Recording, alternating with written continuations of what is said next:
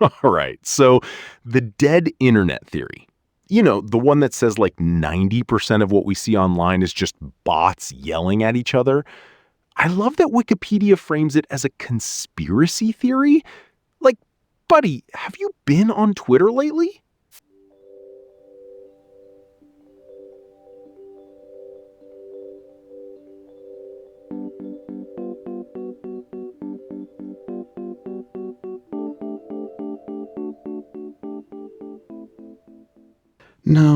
No, the conspiracy is that it's deliberate, that someone's pulling the strings. The reality is it's just capitalism doing what capitalism does. We didn't need a shadowy cabal. An algorithm optimizing for engagement will naturally create a bot-filled hellscape. Right. And that's where Enshittification comes in. That article is brutal. First, you build a thing people love, then you slowly squeeze it for business customers. Then you squeeze the users, then it's just a ghost town of ads and crypto scams. And the kicker is, nobody ever gets credit for fixing problems that never happened. That HN post you mentioned, right? Like, imagine if someone had regulated platforms before they became Enshittified. They'd be a hero. But since the problem didn't exist yet, they'd be killing innovation or whatever. Yeah, that's the tragedy. We can only act after the damage is done. You need a crisis to get political will. And by then, the platform has already extracted all the value and moved on to the next thing. What's that? Let's get a soundbite from the archives. Any thoughts from the former president of the internet? And here is the paper which bears his name upon it as well as mine. Incredible insight. Thank you, Senator Stevens. Really cleared that up. But seriously, look at Reddit. It used to be this weird, wonderful dumpster fire of niche communities. Now it's all repost bots, and I found a cute beach companion posts that are probably astroturfed by a pet food company. Oh, that one's real. The beach companion? I saw that. A dog with a little life vest? Zero market implications, according to the description. But that's going to be used to train a generative AI model in 6 months. Everything is feedstock. You can't even enjoy a cute dog without it being a data point. But here's the thing. I think the dead internet theory is optimistic. It assumes there's a real internet underneath, that we've just lost it. Wait, go back. You think that's optimistic? Yeah, because the alternative is that this is the real internet. That this bot-filled, algorithmically curated, enshittified mess is what we built. And we're just trapped in it. Well, thanks for that. I was having a good day. No worries. This episode is brought to you by Refactor Pro, the code quality tool that doesn't just flag your tech debt, it shames you for it. Bots don't have existential dread, but you should. I can't even be mad at that ad read because you're right. We're all just maintaining the platform decay while pretending we're not part of the problem.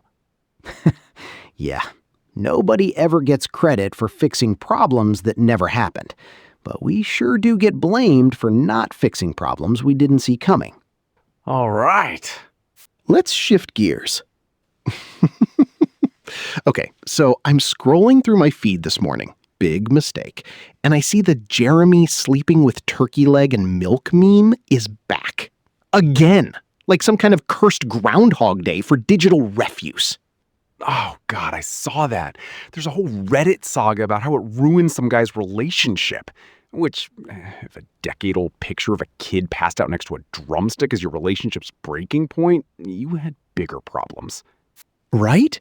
But the part that got me is the Brian Griffin Snossages thing. That Family Guy clip where he references a 1980s ad, and it's become Brainrot meme.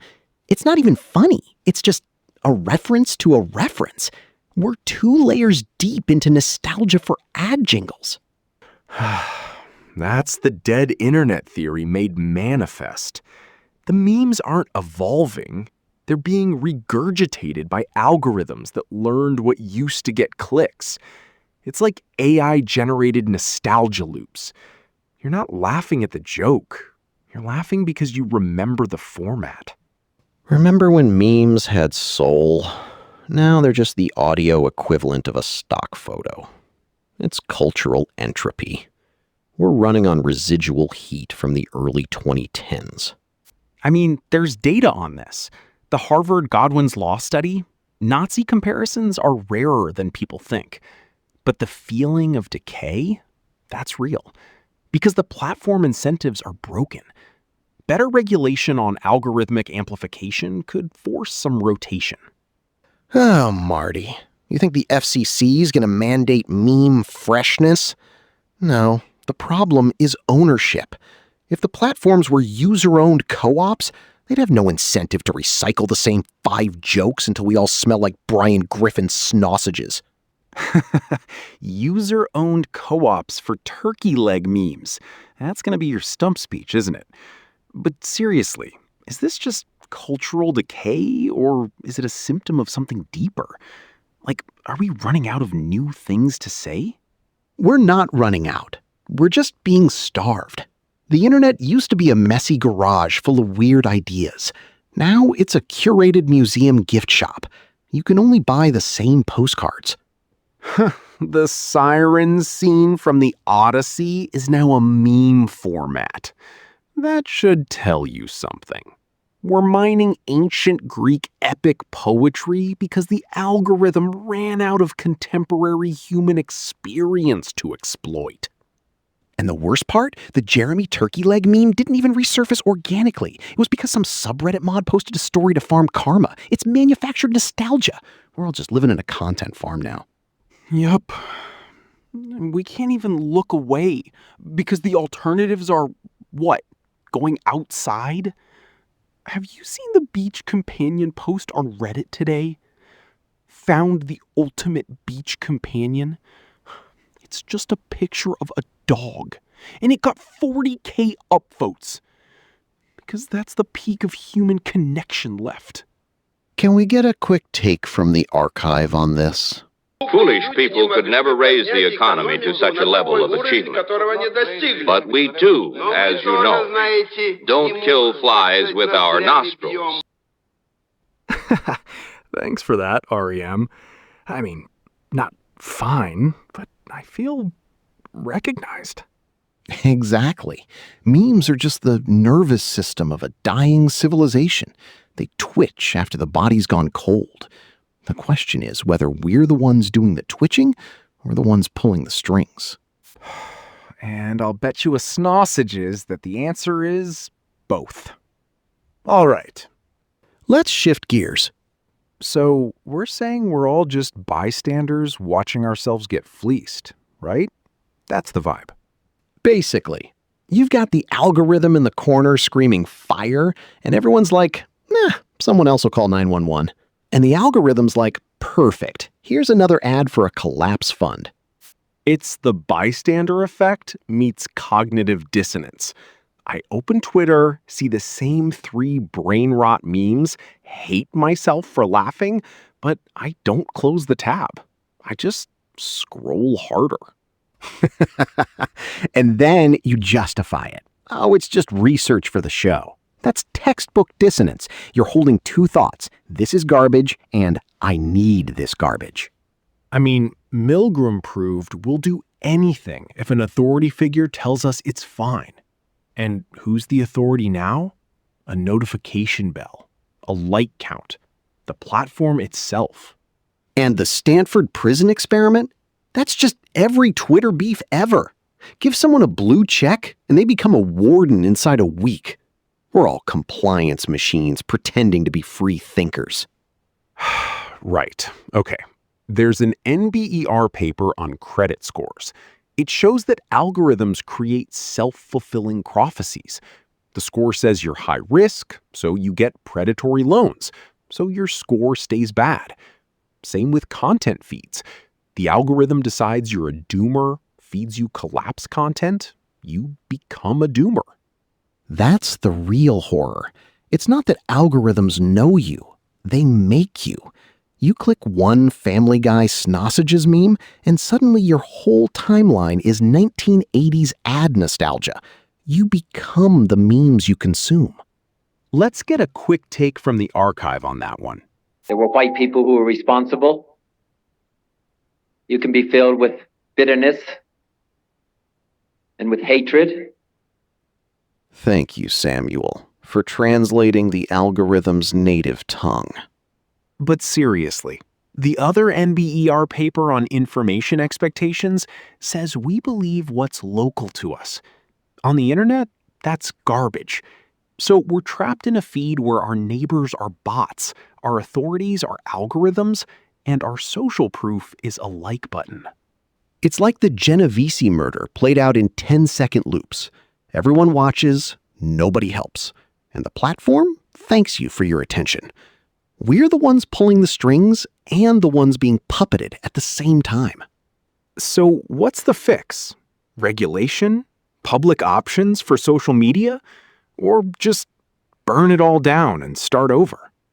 I'm saying the algorithms are a mirror, Marty. You can regulate the mirror all you want. It's still going to show you the face you made. The only fix is to stop making that face. But we can't, because the face is the product. Then at least let me bet you another Snossages that neither of our answers works, and we'll be back here next week still scrolling. All right. Let's shift gears. All right, so while we were debating the morality of mirror regulation, Rand Paul was doing his thing with Fauci again. Which, by the way, I watched for exactly 47 seconds before my soul left my body. Wait, is this the one that hit r/popular, where he's trying to get Fauci to say the word gain of function like it's a magic incantation? That's the one. Meanwhile, the guy next to me on the train was watching a loop of Brian Griffin saying snossages on full volume. No headphones, just committed to the bit. Okay, but that Family Guy thing is genuinely everywhere now. I saw someone edit it over the siren scene from the Odyssey, and I think that's the most honest cultural criticism we're going to get this week. Right? That's what I mean. We're all staring at Odysseus strapped to the mast, except the sirens are just Brian Griffin advertising fake hot dogs from the 80s, and we're like, yeah, this seems important.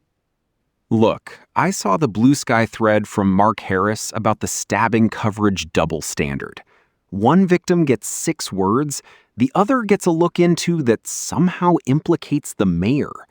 And I'm sitting here thinking, does anyone care about the substance anymore, or are we all just performing how upset we are? That's the thing, though. The people who should care, actual journalists, actual power brokers, they're not on Blue Sky. They're in rooms, making decisions, while we're all tweeting about media bias like it's a gotcha, instead of the weather. But isn't there value in calling it out? Like, if we don't flag the double standard, it just becomes invisible. Oh, sure, flag away. But you're flagging it to other people who already agree with you. The people running the coverage, they're not scrolling through Mark Harris's likes. They're scrolling through their own power. So what? We just stop talking about it? Can we get a take from someone who really understands how the game works? I'd like to cooling up a little bit. Okay, now it's all RTU windows are clear. Incredible insight. Really clarified everything. Thanks for that, Senator. Anyway, no, I'm not saying stop talking. I'm saying recognize that the platform you're talking on is already dead. We're all just ghosts yelling at other ghosts in a server farm that's losing money. So your solution is, what, we go outside? No, man. My solution is we admit that the outrage is the point. The algorithm doesn't care if you're right. It cares if you're loud. And the people pulling levers know that. They're not scared of your thread. They're bored by it. That's depressing. Welcome to the segment, Marty. We're all just performing on a platform that's already dead, to an audience that's already convinced. Meanwhile, someone in Minnesota is building a wind-powered fertilizer plant, and nobody cares because Brian Griffin is doing the sausages bit again.